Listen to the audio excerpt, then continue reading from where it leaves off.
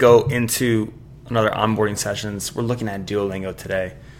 Now, I grew up in a few different places growing up, and so I do have this natural love of languages. I think they're interesting. They help me see and understand a culture by looking at the language when I'm traveling. And I grew up learning a little bit of French, Indonesian, and Chinese.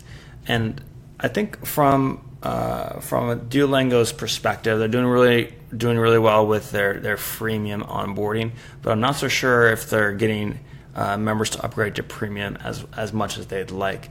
So let's look at it and see what might be the grade I give Duolingo, and also how they could get Eric, that's me, to pay. So I actually already have an account, so let's see how this looks. Can I get it signed in after not being here for a moment? And I should have Duolingo already going in terms of the French. Yep, there we go. I am set up here in French. And since I haven't been here, let's do a review. Hélas, il dure. Tap what you hear. It's going to be tough for me to hear because I'm recording this. Every Friday he drinks a lot. Tous les jeudis, tous les vendredis, il boit beaucoup. Every Tuesday and Wednesday of both months, tous les mardis et mercredis du mois. I think that's correct. And so let's just skip the rest of this and get to the end. All the progress in the session will be lost. That's fine. So what I'm curious about here is how Duolingo wants me to get to premium. Let's go ahead and try plus. I do like how this is located very prominently towards the beginning of the experience. As I look at this skill tree right here, I do see this try plus right over here. So let's go ahead and check that out next. Duolingo Plus, no ads and no interruptions, take fun progress quizzes, and a streak repair. By the way, for what it's worth, I'm not big on the streaks, but then again, I'm not someone who's learning French for an actual purpose. It's more of an entertainment piece for me. So I think what seems to be missing here is that real clear value understanding of the value metric for their users.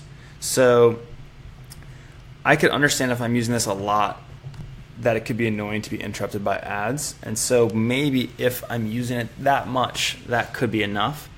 Just going ad free and making that the way to go. But let's go ahead and click and see what happens. What do I want to do? 1 month, and I'm adding my card. So I think this is fine. It is interesting they're asking me for my card already. I do prefer not having to add my card, but in these cases where I'm really feeling good about it, I'm happy to add my card. In this case, as we've discussed, I think Duolingo does an amazing job from a freemium standpoint. I mean, they have a really fun product to use and play with. And, I even connected this to my LinkedIn because I was excited to show off, that I knew some French. But in terms of going and upgrading to premium, they're not really providing me that yet. Now, I'm going to take a peek around and see what else I see here because I'm interested by this stories. Like, what is this?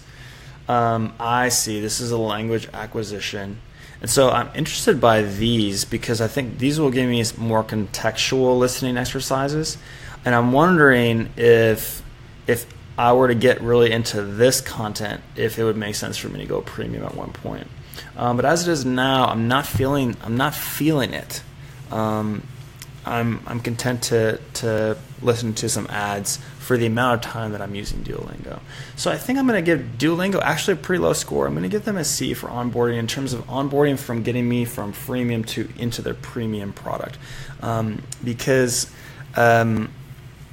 it's not really providing me that guided path towards premium that I would like to see. And I'd be very curious to see their ratio of freemium to premium users, to be honest with you. How would they get me to pay? I think they need to show me some kind of value metric in terms of improving my life because I'm mastering French. Right now I'm doing this for fun and I'm at an elementary level. But what could they do to show more of the cultural value, let's say, of learning French? Or I'm looking over at my table and I have a couple of French novels. What if they could help me learn to read those novels and help me be integrated into that experience of learning those words that I'm coming across that I don't know? Those are some things that I'm thinking about. Probably needs to think more to really give that value prop for someone like me. But I'm giving them a C, and in terms of getting me to pay, hard to do unless they can include some level of integrating the books that I want to read in French into their product. And I don't see that as being too simple the way that it's currently architected. But with that said, Duolingo is a pretty amazing freemium product. So good on them for that. And with over 300 million users, they're doing something right. So let's not get too down on them for that. And with that, thank you, Duolingo, and thank all of you for joining another session of onboarding sessions. And we'll see you in the next video.